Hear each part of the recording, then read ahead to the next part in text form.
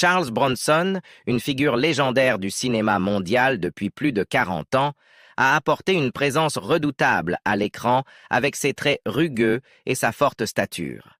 Il a joué sans effort des personnages d'une résolution inébranlable dans des films emblématiques tels que Les 7 mercenaires, La Grande Évasion, Les 12 salopards et Un justicier dans la ville. 21 ans après la mort du légendaire acteur, sa fille partage maintenant plus d'informations le concernant. De ses traits de personnalité uniques aux relations qui l'entouraient, tout sera révélé ici même. Commençons par les caractéristiques distinctives de cet acteur talentueux. La persona du dur à cuire. Le nom de Bronson est devenu synonyme de violence. Bronson n'était pas seulement dur à l'écran, il avait aussi une réputation en dehors des plateaux. Certaines personnes disaient même que son visage racontait des histoires de temps difficiles et de violence. Quand il était jeune, il se retrouvait souvent dans des bagarres, menaçant les gens et allant même jusqu'à casser le bras d'un sergent lors d'une rixe. Une fois, il s'est même disputé avec un réalisateur à propos d'une scène, laissant le pauvre homme à bout de souffle. Il n'est donc pas surprenant que lorsqu'un dur à cuire comme Michael Gordon Peterson, mieux connu sous le nom de prisonnier le plus notoire de Grande-Bretagne, ait eu besoin d'un nouveau nom en 1987, il ait choisi Charles Bronson. Ce nom portait un sérieux poids à l'époque. Lorsque le magazine Esquire a cité Bronson disant qu'il abattrait quiconque oserait faire du mal à sa famille, cela a fait beaucoup de bruit. Même Johnny Carson, le célèbre présentateur de télévision, n'a pas pu s'empêcher de poser des questions à Bronson à ce sujet. Bronson n'a pas tourné autour du pot, il a simplement répondu « Parce que c'est ce que j'ai dit ». Bronson n'était pas exactement le meilleur ami de la presse, il trouvait leurs questions trop intrusives à son goût, de même que les critiques de cinéma. Il n'avait pas beaucoup d'amour pour eux non plus. Selon lui, il ne payait même pas pour voir les films qu'il critiquait. Roger Ebert, un célèbre critique, l'a une fois interviewé et a remarqué quelque chose d'intense dans les yeux de Bronson, laissant entendre une capacité à la violence lorsqu'il s'agissait de traiter avec des personnes qui le contrariaient. Bronson ne retenait rien. Il s'est disputé avec Nicholas Gessner, le réalisateur d'un film sur lequel ils ont travaillé, et Bronson n'a pas mâché ses mots. Il a ouvertement critiqué Gessner, plaisantant même sur le fait de le secouer sérieusement. Ireland, sa femme, connaissait son tempérament explosif et en riait lors d'une émission de télévision. Certains des incidents violents de Bronson en dehors des plateaux Bronson n'étaient pas timides à propos de ses conflits avec les réalisateurs non plus. Il trouvait la plupart d'entre eux difficiles à travailler, citant ce qu'il appelait « les absurdités d'Hollywood ». Sa réputation de perdre son sang-froid sur le plateau n'était pas un secret. Les réalisateurs qui croisaient Bronson avaient souvent des anecdotes amusantes à partager sur leur rencontre avec cet acteur dur à cuire.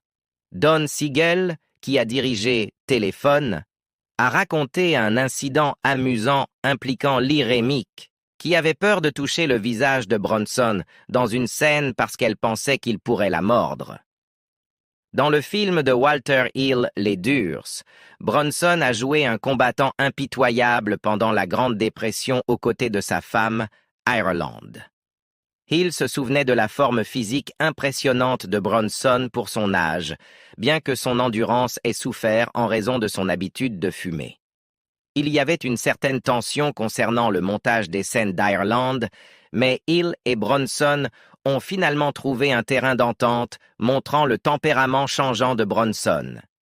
Sean Penn, qui a dirigé Bronson dans Le coureur indien, a découvert de première main les préférences de Bronson pour son personnage. Bronson était réticent à l'idée de voir son personnage mourir à l'écran, craignant que cela ne déçoive ses fans italiens.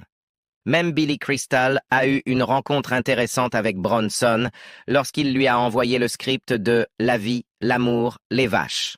Bronson l'a appelé, furieux, parce que son personnage mourait dans le scénario. Il a rappelé à Crystal que Charles Bronson ne meurt pas dans les films, faisant référence à sa célèbre série Un justicier dans la ville. Le dur à cuire avait aussi des craintes. Comme tout être humain, Bronson avait ses propres peurs auxquelles il restait toujours prudent. Avant d'entrer dans ses peurs, saviez-vous que ces histoires sauvages étaient fausses? Bronson avait l'habitude de raconter des histoires exagérées sur son passé, donnant l'impression qu'il était même violent en dehors des plateaux. Il parlait de bagarres et de sa maîtrise du lancer de couteau, mais il s'avère que ces histoires n'étaient pas exactement vraies. Il semble qu'il essayait juste de se rendre plus intéressant. Il n'a jamais réellement fini derrière les barreaux, et les gens qui le connaissaient en dehors des plateaux disaient qu'il n'était rien de tel que les personnages violents qu'il jouait dans les films. Il ajoutait simplement un peu de piquant à sa propre légende. Maintenant, on le trouve toujours arrogant à cause de ses habitudes. Mais il y a une histoire encore plus intéressante derrière cela. De son vivant, Bronson avait une curieuse habitude. Il ne serrait pas la main des gens.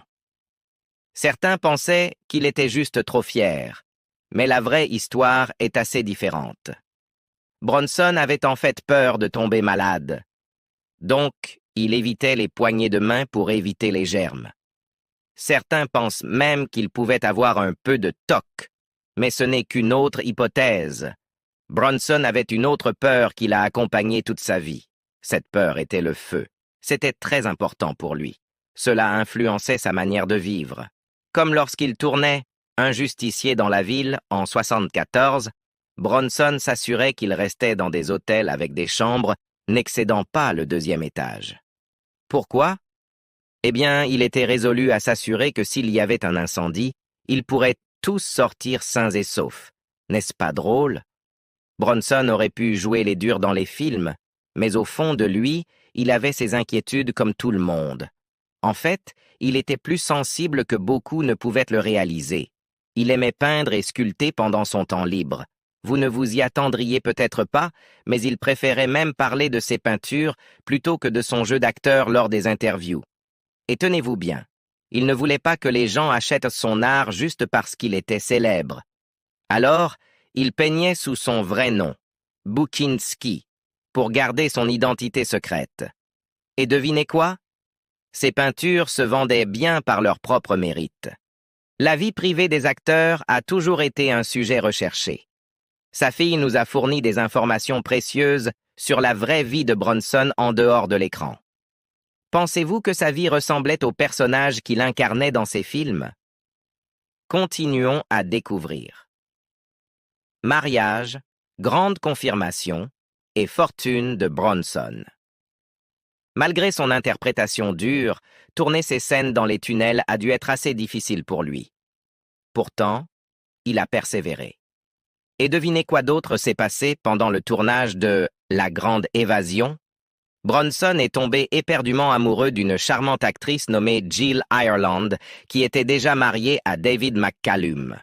Bronson a même plaisanté avec McCallum à propos d'épouser sa femme, mais cela s'est avéré être plus qu'une simple blague. Il a fini par épouser Ireland. Pendant que toute cette excitation se déroulait, le premier mariage de Bronson avec Harriet s'effondrait. Ils ont finalement divorcé en 1965. Au moment où Bronson a épousé Ireland en 1968, les gens le connaissaient déjà bien. Même si les scénarios de ses films n'étaient pas toujours de première qualité, la plupart des gens étaient d'accord pour dire que Bronson mettait toujours du sien sur l'écran. Les fans du monde entier étaient fous de Bronson, surtout au Japon, en France et en Italie. Ils lui avaient même donné un surnom en Italie, Il Bruto, ce qui signifie le lait. Ireland n'y voyait aucun inconvénient. Elle voyait quelque chose de spécial en Bronson, un mélange de tendresse et de rudesse qui l'attirait vers lui comme un aimant. Charles Bronson avait en fait plusieurs enfants, Zuleika Bronson, Tony Bronson, Suzanne Bronson et Katrina Holden Bronson. Cependant, Katrina a confirmé qu'elle avait en réalité été adoptée et n'était pas sa fille biologique. Malgré cela, elle a réussi en tant que réalisatrice de films. Mais ce qui est encore plus intéressant, c'est la somme d'argent qu'il avait. Bronson était astucieux avec ses contrats, il s'est donc retrouvé avec beaucoup d'argent, environ 75 millions de dollars en argent d'aujourd'hui. Il possédait toutes sortes de biens, des manoirs aux fermes. Et vous savez ce qui est touchant? Parmi toute cette richesse, la chose la plus précieuse qu'il a laissée derrière lui était une peinture appelée Scoop Town, qui était la propriété de Harriet, un souvenir de son passé qu'il chérissait. Bronson et Kurt Russell. Permettez-nous de partager une histoire émouvante sur Bronson et un jeune Kurt Russell. Russell n'avait que 12 ans lorsqu'il a joué aux côtés de Bronson dans un film. Quand il a découvert que c'était l'anniversaire de Bronson, il a décidé de le surprendre avec un avion télécommandé. Mais la réaction de Bronson n'était pas celle à laquelle Russell s'attendait. Il semblait un peu distant au début. Mais ensuite, quelque chose de merveilleux s'est produit. Quelques mois plus tard, pour l'anniversaire de Russell, Bronson lui a offert un skateboard haut de gamme. Et lorsqu'un agent de sécurité a essayé d'empêcher Russell de l'utiliser sur le lot du studio, Bronson ne l'a pas toléré. Il s'est dirigé droit vers le patron du studio avec Russell à ses côtés, déclarant « Nous allons tous les deux faire du skateboard sur le lot. » Maintenant, n'est-ce pas un exemple touchant de gentillesse et d'amitié? Défi de santé et mort. En effet, il était un homme qui ressentait profondément et a enduré sa part équitable de difficultés, y compris la perte tragique de sa deuxième épouse bien-aimée. 8 ans après l'avoir perdue, il a retrouvé l'amour avec Kim Michelle Weeks, une actrice plus jeune. Elle a été là pour lui jusqu'au bout. Bronson a eu quelques problèmes de santé, comme avoir besoin d'une nouvelle hanche à un moment donné. Finalement, il a décidé de prendre sa retraite de la comédie en raison de sa santé. Il est décédé en 2003 à l'âge de 81 ans des suites de problèmes respiratoires et d'un cancer du poumon. Bien que la pneumonie et la maladie d'Alzheimer aient été mentionnées comme des facteurs contributifs à sa mort, aucune n'est mentionnée sur son certificat de décès. Au lieu de cela, le certificat attribue son décès à une insuffisance respiratoire et à un cancer du poumon métastatique, avec une maladie pulmonaire obstructive chronique et une cardiomyopathie congestive répertoriée comme cause secondaire. Il a été enterré au cimetière de Brownsville à West Windsor, Vermont. À son décès, le critique de cinéma Stephen Hunter a réfléchi à la présence de Bronson, le décrivant comme une figure qui dégageait la force de vie masculine, la dureté stoïque, la capacité, la force. Il a noté la capacité de Bronson à projeter un charisme ambigu, laissant les spectateurs se demander s'il était un homme laid beau ou un beau homme laid. Hunter a observé que Bronson, bien qu'il n'ait pas atteint la grandeur en tant qu'acteur, avait un don pour dominer discrètement les scènes. Il a décrit Bronson comme un homme qui ne se plaignait jamais ou n'abandonnait jamais, mais qui bouillonnait plutôt de ressentiment de classe tout en faisant le travail sans attendre de remerciements. Hunter a conclu que la noblesse de Bronson était d'autant plus évidente pour n'avoir jamais eu besoin d'être exprimée en mots. On peut dire que Charles Bronson est indissociable de Un justicier dans la ville. À travers ce film, sa fille a partagé des idées pour souligner son adaptation parfaite au rôle de Paul Kersey, un architecte à succès. Controverse autour de Un justicier dans la ville. Michael Winner pensait que Charles Bronson était le choix idéal pour le personnage principal, un homme cherchant à se venger de la tragédie de sa famille. Bronson avait cette vibe intense que Winner croyait parfaitement adaptée au rôle. L'un des personnages aux côtés de Bronson était interprété par le jeune Jeff Goldblum. Maintenant, avant que Bronson n'accepte le rôle, il a été refusé par de grands noms comme Clint Eastwood et même Frank Sinatra. Henry Fonda a également refusé, le qualifiant de carrément répulsif. Mais lorsque Bronson a été approché, il était tout à fait partant. Bronson, dans son style de dur à cuire habituel, aurait supposément dit « J'aimerais le faire ». Et lorsque Winter lui a demandé s'il parlait du film, la réponse de Bronson était classique. « Non, j'aimerais tirer sur les agresseurs ». Vous vous demandez peut-être maintenant si Bronson était d'accord avec le thème controversé du film? Eh bien, son agent Paul Conner ne pensait certainement pas que c'était une bonne idée. Il a averti Bronson des risques, craignant que le film ne véhicule un message erroné sur le fait de rendre justice soi-même. Mais Bronson était ferme dans sa conviction que le message du film portait sur les dangers de la vengeance. Il croyait que « œil pour œil, dent pour dent » rendrait le monde entier aveugle, vous voyez, et c'était sa devise. Un justicier dans la ville est sorti en salle le 24 juillet 1974. Il a coûté 3,7 millions de dollars à produire, mais il a rapporté gros environ 22 millions de dollars au box-office. Incroyable, non? Maintenant, Un justicier dans la ville était basé sur un livre de 1972 écrit par un certain Brian Garfield. Il n'était pas trop ravi de la façon dont ils avaient choisi Charles Bronson pour le rôle principal, nommé Kersey. Garfield pensait « Oh, dès que vous voyez Bronson, vous savez qu'il va commencer à tirer dans tous les sens. » Mais devinez quoi? Garfield voulait à l'origine que le film soit réalisé par Sidney Lumet, avec Jack Lemmon dans le rôle principal des suites de Un justicier dans la ville. Jack Lemmon aurait-il été mieux adapté au rôle? Faites-nous savoir ce que vous en pensez dans la section des commentaires. Le réalisateur Michael Winner n'a pas été très gentil envers le livre de Garfield. Il a dit qu'il n'avait vendu que 3 exemplaires et qu'ils avaient probablement été achetés par la mère de Garfield. Winner a été plutôt direct en disant « Allez Garfield, pensiez-vous écrire un conte de fées? C'est une histoire sur un type qui va tuer des gens. » Après le succès du premier film, Un justicier dans la ville, ils n'ont pas pu résister à l'envie d'en faire plus. Charles Bronson a joué Kersey, non pas une fois ni 2, mais 5 fois. Ils ont continué à faire des suites en 1974, 1982, 1985, 1987 et enfin en 1994. Mais l'auteur du livre original, Brian Garfield, n'était pas trop content. Il pensait qu'il ne faisait que montrer les talents d'acteur de Bronson, qu'il ne trouvait pas particulièrement impressionnants. Il est même allé jusqu'à dire que les suites n'étaient que des plateformes pour la vanité de Bronson. Cependant, ces films n'ont pas simplement sombré dans l'oubli. Ils ont continué à susciter la controverse. Par exemple, en 1984, Bernard Goetz a abattu 4 jeunes hommes noirs dans un train de New York, ce qui lui a valu le surnom de « vigilant du métro ». Lorsqu'on a demandé au réalisateur de « Un justicier dans la ville », Michael Winner, ce qu'il pensait de cet incident, il a fait une blague plutôt gênante. Il a dit « Je ne suis pas d'accord avec ce que M. Goetz a fait, mais bon, s'il doit tirer sur quelqu'un dans le métro, pourquoi pas pendant notre première ?» Ce n'était certainement pas la chose la plus sensible à dire. Mais cela devient encore plus étrange. En 2015, Donald Trump, l'ancien président, a mentionné un justicier dans la ville lors d'un de ses rassemblements. Il s'est vanté d'avoir un permis de port d'armes et a déclaré que si quelqu'un l'attaquait, il les abattrait. La foule a même commencé à scander le nom de Bronson. Trump a ensuite déclaré qu'il ne pourrait pas faire un justicier dans la ville aujourd'hui parce que ce n'est pas politiquement correct. Accrocher le chapeau de vigilant.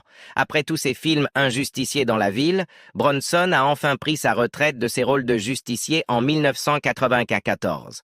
Cependant, il n'a pas pris sa retraite de la comédie totalement. Il est apparu dans une série de téléfilms intitulée La famille du flic. Les personnages de Bronson étaient toujours du genre fort et silencieux, laissant leurs actions parler d'elles-mêmes. Ce n'était pas seulement une coïncidence. Bronson lui-même préférait laisser ses actes parler, surtout qu'il gagnait en influence dans l'industrie. Il n'était pas du genre à s'engager dans des bavardages inutiles. En fait, il ne pouvait même pas se résoudre à regarder ses propres films. Mais voici la surprise. Imaginez être si célèbre qu'ils font un film sur votre vie. En 1990, lorsque sa femme, Jill Ireland, est décédée après avoir combattu le cancer, ses mémoires ont été adaptées en film. Jill Clayburgh a incarné Ireland et Lance Henriksen a joué Bronson. On pourrait penser que la plupart des gens seraient touchés par un tel hommage, n'est-ce pas? Eh bien, pas Bronson. Il était carrément contrarié à ce sujet. Il a même évoqué la possibilité d'intenter une action en justice contre les cinéastes.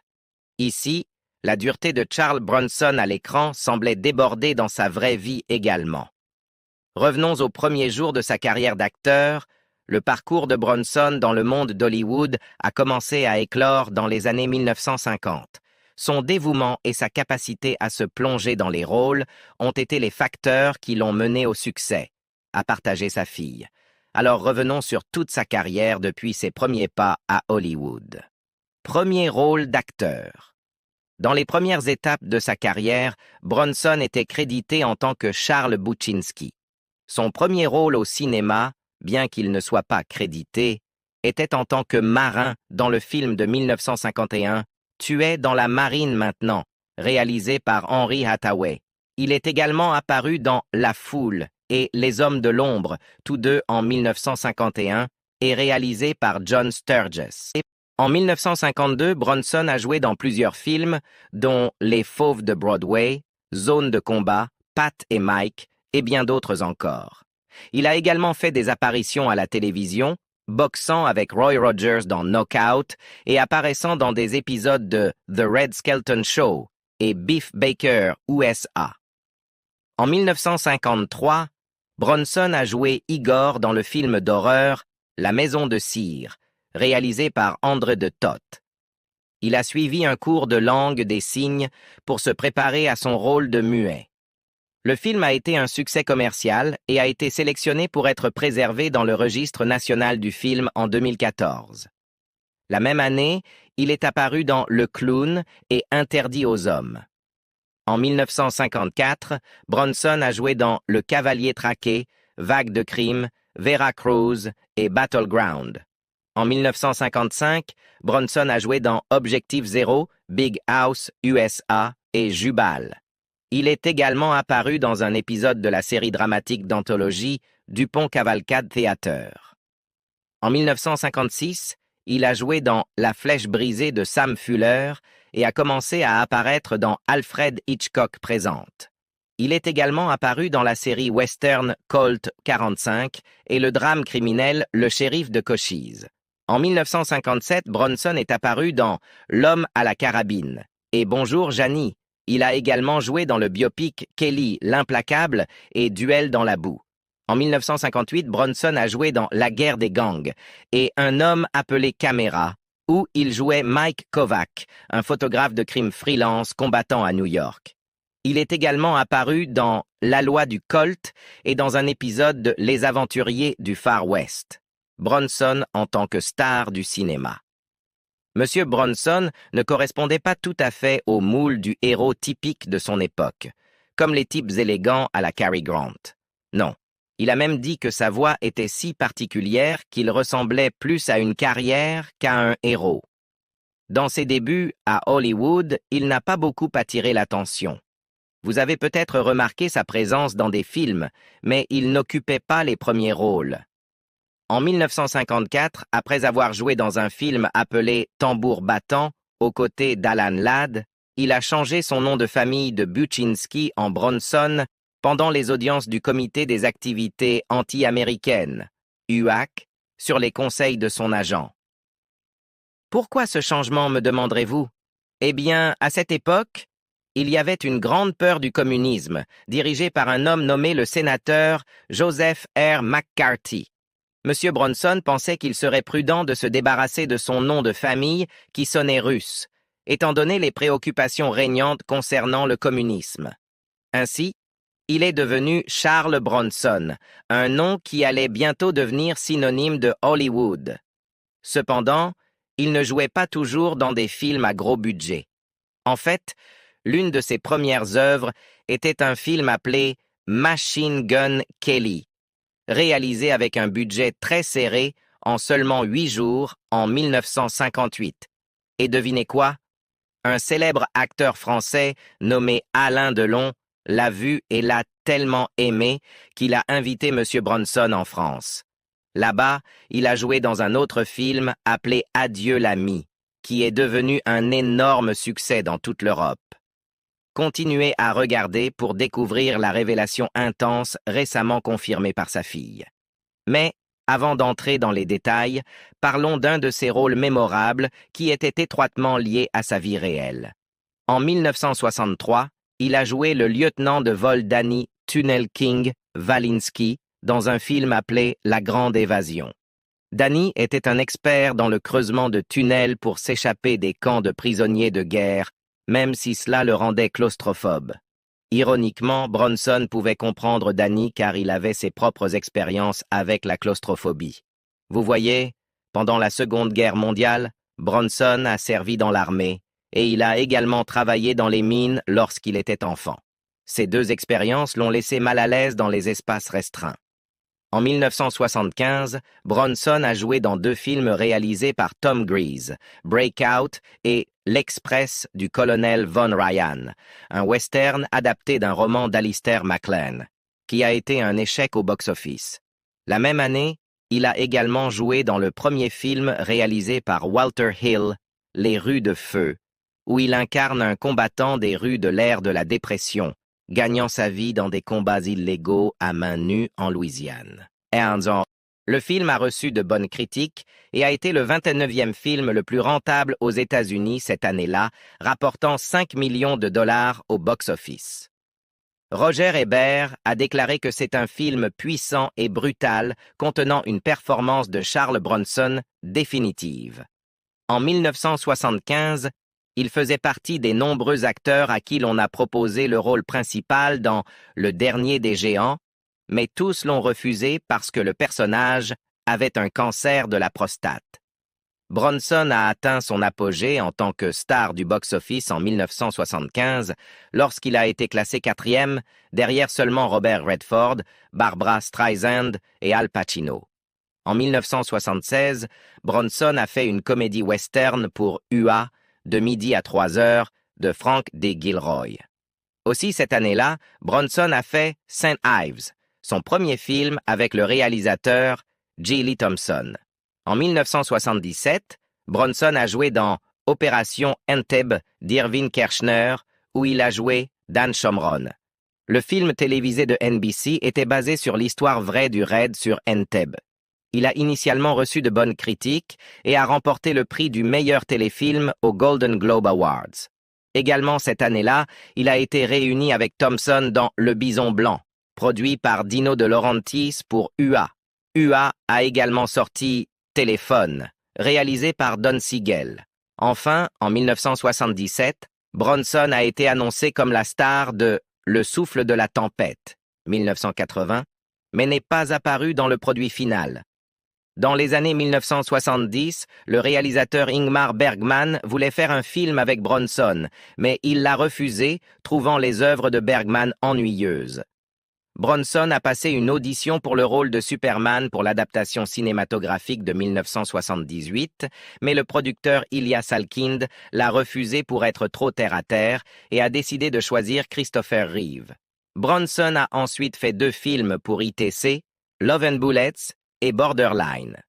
Il a retrouvé Thompson dans Cabo Blanco et a joué Albert Johnson dans La Traque, aux côtés de Lee Marvin. Entre 1976 et 1994, Bronson a touché de gros salaires pour jouer dans de nombreux films réalisés par de petites sociétés de production, notamment Cannon Film, pour qui certains de ces derniers films ont été réalisés. Bronson a touché 1,5 million de dollars de Canon pour jouer dans Un justicier dans la ville 2, réalisé par Michael Winner. Dans l'histoire, l'architecte Paul Kersey déménage à Los Angeles avec sa fille. Après qu'elle a été assassinée par plusieurs membres d'un gang, Kersey redevient un justicier. Le film a été un grand succès au box-office. Cannon Films a immédiatement engagé Bronson pour 10 heures pour mourir, où il joue un policier poursuivant un tueur en série. Le film marque la 4e collaboration entre Bronson et le réalisateur J. Lee Thompson. Le casting comprend Lisa Eilbacher, Andrew Stevens, Gene Davis, Geoffrey Lewis et Wilford Brimley. La vie précoce de Charles Bronson a été marquée par de graves défis qui ont influencé considérablement ses années ultérieures. Né dans une famille d'immigrants, il a dû commencer à travailler très jeune, ce qui l'a façonné en individu robuste tant dans la vie réelle que sur grand écran. Jeunesse de Charles Bronson. Bronson est né à Ehrenfeld, en Pennsylvanie, une ville minière de charbon dans les montagnes Allegheny, en Pennsylvanie. Il était le 11e enfant sur 15 nés de parents lituaniens. Son père est décédé lorsqu'il avait seulement 10 ans d'une maladie pulmonaire contractée après des années de travail dans les mines. La vie était une lutte constante pour Charles et sa famille, avec des difficultés financières comme réalité quotidienne. L'éducation de Bronson a été marquée par l'absence d'anglais parlé à la maison, une expérience commune parmi les enfants en Pennsylvanie. Il a déjà partagé que son accent était si prononcé pendant son service militaire que ses camarades le prenaient pour un étranger. En dehors de l'anglais, il était couramment en lituanien, russe et en grec. Dans une interview de 1973, Bronson a réfléchi sur sa relation avec son père, admettant qu'il ne le connaissait pas assez pour déterminer s'il éprouvait de l'amour ou du ressentiment envers lui. Il se souvenait que chaque fois que sa mère annonçait le retour de son père à la maison, les enfants se cachaient. Après la mort de son père en 1933, lorsque Bronson avait 16 ans, il se retrouva à travailler dans les mines de charbon, gagnant à peine $1 pour chaque tonne de charbon qu'il extrayait de la terre. Bronson a commencé à travailler dans les mines de charbon, d'abord au bureau de la mine, puis dans la mine elle-même. Il travaillait souvent doublement pour gagner un maigre salaire hebdomadaire. Bronson a également raconté le travail périlleux qu'il et son frère accomplissaient en levant les souches entre les mines où les éboulements étaient fréquents. Ces 6 années lui ont laissé des mains usées par un travail incessant et des cicatrices sur les jambes et le torse qui refusaient obstinément de disparaître. Les nombreuses heures passées dans les tunnels sombres et exigus lui ont coûté cher, lui causant des maux de tête fréquents et une peur profondément ancrée des espaces confinés. « Je peux encore sentir le charbon dans mon nez », remarquait-il souvent, réfléchissant à ces moments difficiles. Jeter un coup d'œil sur la jeunesse de Bronson pourrait offrir un éclairage sur sa personnalité de dur à cuire. Les difficultés financières de la famille pendant la Grande Dépression étaient graves, Bronson se souvenant de nombreux cas de faim. Sa mère, incapable de se permettre du lait pour sa jeune sœur, lui donnait du thé chaud à la place. La pauvreté de la famille était si extrême que Bronson a dû une fois porter la robe de sa sœur à l'école, faute de vêtements adéquats. Malgré ces épreuves, Bronson est devenu le premier membre de sa famille à obtenir son diplôme d'études secondaires. Bronson a continué à travailler dans les mines jusqu'à ce qu'il s'engage dans l'armée de l'air des États-Unis en 1943 pendant la Seconde Guerre mondiale.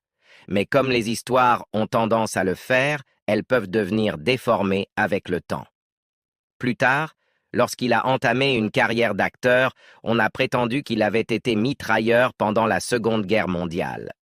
Cependant, un journaliste perspicace a creusé plus profondément et a découvert que M. Bronson avait en réalité suivi une formation de mitrailleur en Arizona et passait ses journées à conduire un camion de livraison pendant la guerre. Début de carrière, de la mine de charbon au théâtre. Après la fin de la guerre, M. Bronson ne s'est pas cantonné à une seule occupation. Non, il s'est lancé dans diverses entreprises. Il a posé des briques, travaillé comme cuisinier à la chaîne pour faire des hamburgers et même récolté des oignons à New York. Ensuite, il s'est rendu à Atlantic City, où il louait des chaises de plage le long de la promenade. Et devinez quoi? Le destin est intervenu lorsqu'il a croisé la route de certains acteurs en vacances de Philadelphie. Il les a persuadés de lui permettre de montrer ses compétences en peinture pour leur décor de scène. Ils ont été très impressionnés, et non seulement l'ont engagé, mais lui ont aussi offert une chance de se lancer lui-même dans le métier d'acteur. Maintenant, Bronson, qui avait initialement commencé comme peintre, a découvert quelque chose d'inattendu. Il a trouvé une passion nouvelle pour le métier d'acteur. En 1949, il a fait ses bagages et s'est rendu en Californie, où il s'est inscrit à des cours au Pasadena Playhouse pour perfectionner ses compétences d'acteur. Là, le jeune M. Bronson, âgé de seulement 27 ans, a été captivé par les charmes d'une jeune actrice en herbe de 18 ans nommée Harriet Tendler. Ils se sont mariés cette même année. Après un certain temps, il a commencé à décrocher des rôles mineurs dans des films. Il a incarné une variété de personnages, des durs, des bâtisseurs et même ces combattants bagarreurs que l'on voit à l'écran. C'est tout ce que la fille de Bronson veut partager avec les fans à propos de son célèbre père. L'histoire de Charles Bronson est un rappel que peu importe à quel point une personne peut sembler dure, il y a toujours de la place pour l'amour et l'humanité. Merci d'avoir regardé cette vidéo. Pour rester à jour et en savoir plus sur vos célébrités préférées, assurez-vous de cliquer sur la vidéo qui apparaît à l'écran. On se retrouve là-bas.